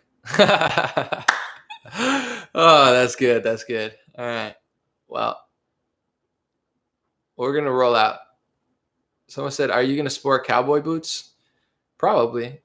I used to wear cowboy boots more when I was younger. Literally, that's like all I wore. I like country line dance. Like my mom would bring me and I'd be like doing like the line dancing thing. I should find an old picture of me in a cowboy hat. It's pretty fire. Can you sing? Debatable. I could. I mean, my voice is subpar, but you know, in the right vocal range, I sound just like Garth Brooks. You can close your eyes. You're like, is that Garth? If I'm like, I got friends in low places. Like, is that? Oh no, thought that was Garth Brooks. Oh, Boot Scoot Boogie. That's a good one. Boot Scoot and Anomaly.